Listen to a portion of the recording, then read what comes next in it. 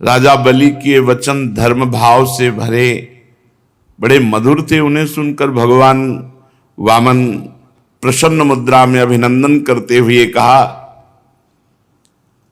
राजन, आपने जो कहा कि ये वस्तुएं, तो ये आपके कुल परंपरा के अनुरूप है, धर्म भाव से परिपूर्ण है, यश को बढ़ाने वाला है, परलोक में हितकारी है। और ऐसा आपके मुख से शोभा भी दे रहा है, क्योंकि भृगुपुत्र शुक्राचार्य जी को गुरु मानकर, परम प्रमाण मान करके आप आराधना कर रहे हैं। और जिसके कुल वृद्ध पितामह परम शांत प्रहलाद जी हों, उसके मुख से ऐसे निकलना स्वाभाविक ही ठीक है। आपकी वंश परंपरा में कोई धैर्यहीन या कृपण पुरुष कभी नहीं हुआ। ऐसा कभी तुम्हारे वंश में नहीं हुआ जिससे मांगा गया हो और वो देने में पीछे हट गया हो। एक बार किसी को देने की प्रतिज्ञा करके मुकर गया हो, ऐसा तुम्हारे वंश में नहीं है। दान के अवसर पर याचकों की याचना सुनकर और युद्ध के अवसर पर शत्रु की ललकार सुनकर मुंह मोड़ लेने वाला कायर आपके वंश में कोई हुआ ही नहीं है। क्यों न हो, आपकी कुल परंपरा में प्रहलाद अपने निर्मल यश से वैसे शोभायमान है जैसे आकाश में चंद्रमा। आपको पता होगा महाराज, आपके कुल में ही हिरणाक्ष जैसा वीर का जन्म हुआ। वो वीर जब हाथ में गदा लेकर अकेला दिग्विजय के लिए निकला तो सारी पृथ्वी में उसका कोई जोड़ नहीं मिला। तब भगवान श्री हरि जल में से पृथ्वी का उद्धार करने गए थे, तो सामने देखा कि हिरणाक्ष गदा लिए हुए विजय प्राप्त की। पर हिरणाक्ष की शक्ति का आज भी हरि बार बार स्मरण करते हैं। विजय तो प्राप्त की हरि ने, पर बार बार हिरणाक्ष की शक्ति का स्मरण करते हैं कि कितना बलवान था। और महाराज, आपके ही वंश में हिरण्यकश्यप हुए। जब हिरणाक्ष के वध का हिरण्यकश्यप को भारी क्रोध में आकर के बैकुंठ में आक्रमण कर दिया।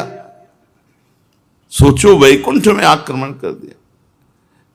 ये प्रणाली है, जब जैसे किसी की दूध मांगना हो ना, आपकी गाय तो सैकड़ों में एक है और आपका स्वभाव भी ऐसा है।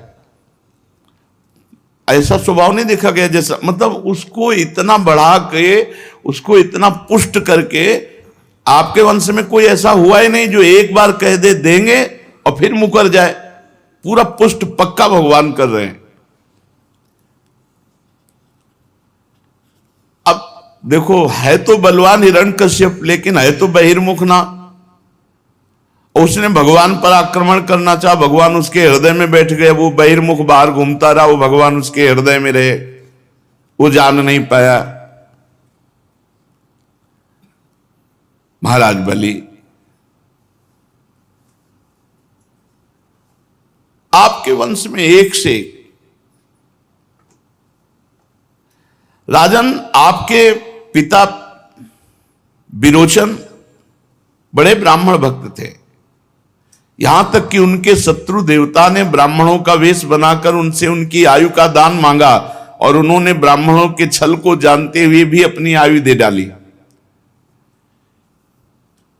आप भी अपने वंश का ही, और शुक्राचार्य जी आपके गुरु, प्रहलाद जी आपके पूर्वज, बड़ा यश आपके, भगवान बड़ाई किए जा रहे हैं। मुंह मांगी वस्तु देने वालों में आप श्रेष्ठ हैं। और आपने कहा जो इच्छा हो सो मांग लो। तो देखो, हम बहुत संतुष्ट ब्राह्मण हैं, संतोषी ब्राह्मण। हमको तो केवल अपने 3 पग पृथ्वी चाहिए, उतने से काम चल जाएगा। 3 पग पृथ्वी वो थोड़ी सी है। अपने पैरों से हम 3 डग केवल नापेंगे, उतनी पृथ्वी दे दो। बहुत जोर से सब सभा और बलि जी भी हंस दिए, बोले ब्राह्मण कुमार तुम किससे बात कर रहे हो? त्रिभुवनपति से बात कर रहे हो। तुम वैसे जब बात करते हो तो लगता है ज्ञानियों में श्रेष्ठ कोई बात कर रहा है, पर अभी बच्चे हो तुम। फिर तुमसे कह रहा हूं, नगर का नगर मांग लो, राज्य का राज्य मांग लो। तुम अभी समझ नहीं पा रहे हो कि तुम क्या मांग रहे हो। महाराज बलि से 3 डग केवल भूमि। अरे मैं तीनों लोकों का एकमात्र अधिपति हूं, द्वीप का द्वीप दे सकता हूं। जम्बू द्वीप मांग लो, पूरा द्वीप दे दूं।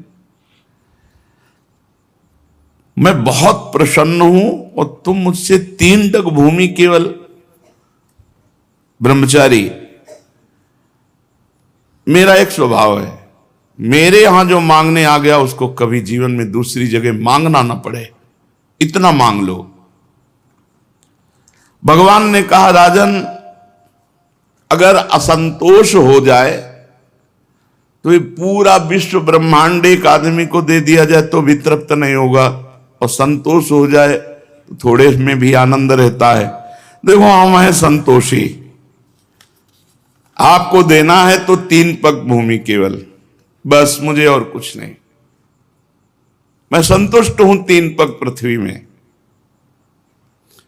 जो कुछ संतोष से जीवन व्यतीत करने पर आनंद मिलता है ना, वो असंतोषी को कभी नहीं मिल सकता। असंतोषी का हृदय जलता रहता है और संतोषी का हृदय शांत शीतल रहता है। असंतोषी जन्म मृत्यु के चक्कर में पड़ता है और संतोषी मोक्ष। वैसे तो स्वयं प्राप्त वस्तु से जो संतुष्ट रहता है उसका भजन तेज कभी नष्ट नहीं होता और वो सहज में मोक्ष पदवी पर आरूढ़ होता है।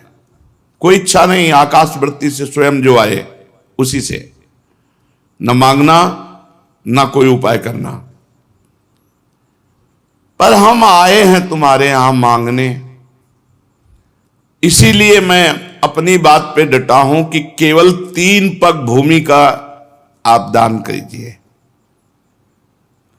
भगवान जब अपनी बात पर डटे हैं तो राजा बलि ने कहा चलो, जिसमें तुम्हें प्रसन्नता हो उतना ही कर लो। 3 पग पृथ्वी चाहिए। जलपात्र उठाया, मैं संकल्प करता हूं।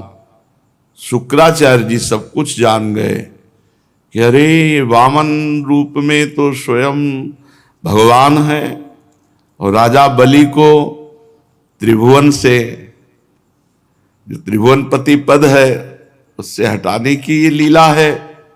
शुक्राचार्य जी ने कहा विरोचन कुमार बलि, सावधान, संकल्प मत करना।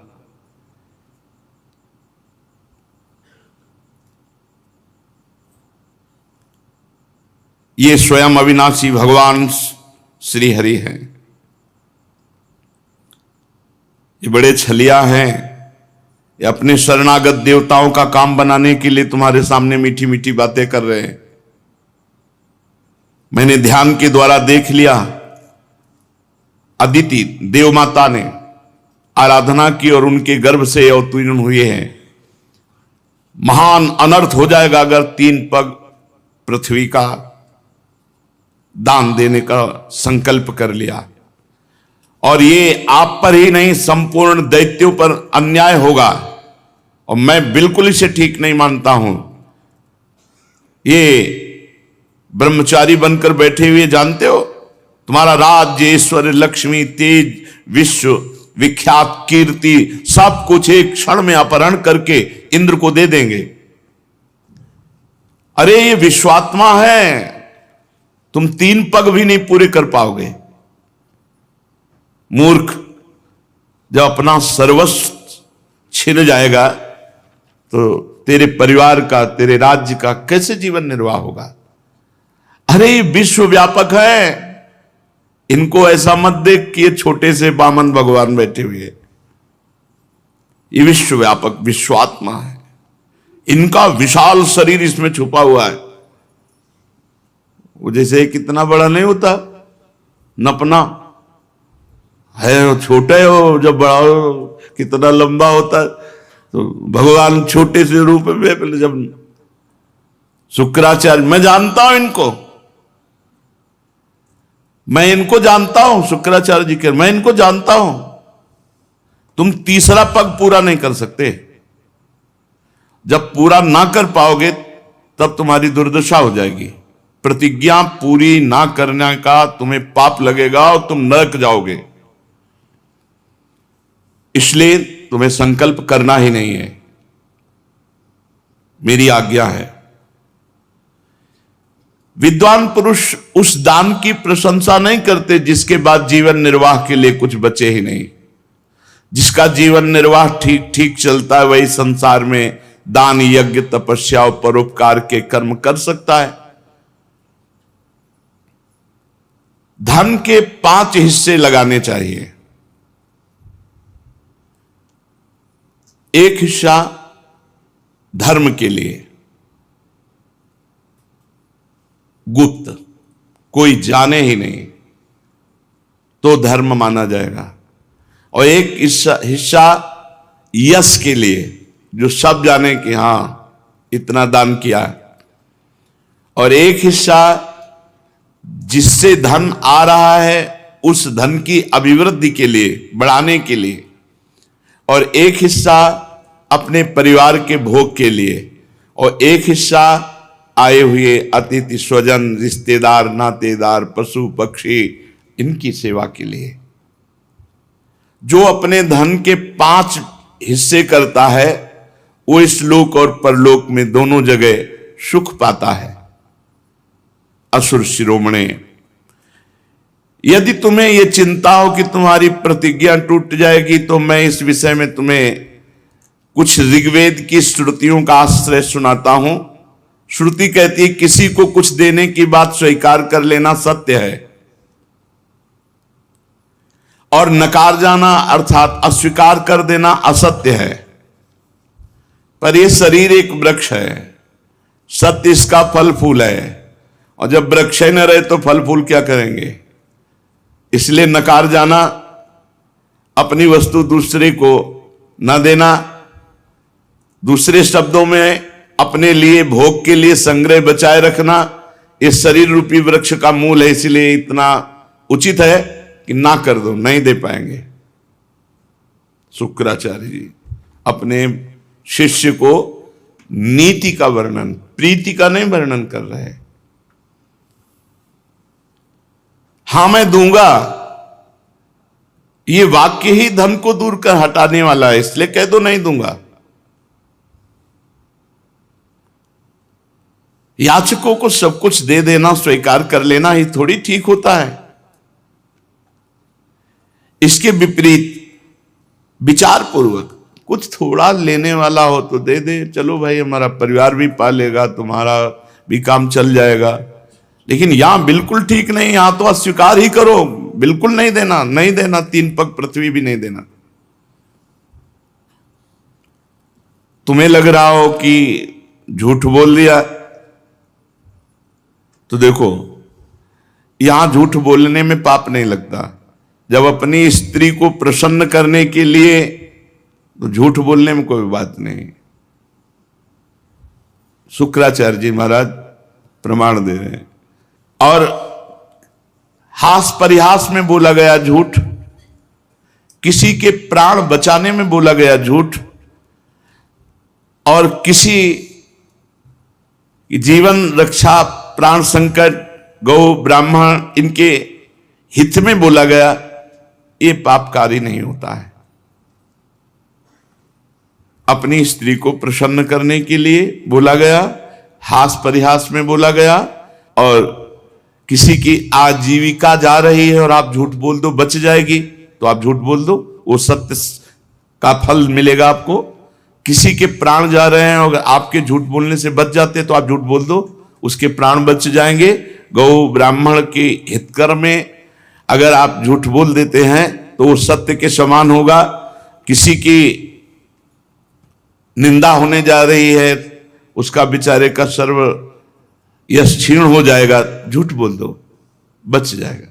ये स्थान बताए शुक्राचार्य जी ने और कहा तुम झूठ के लिए डरो मत, बोल दो मैं नहीं दे पाऊंगा 3 पग पृथ्वी।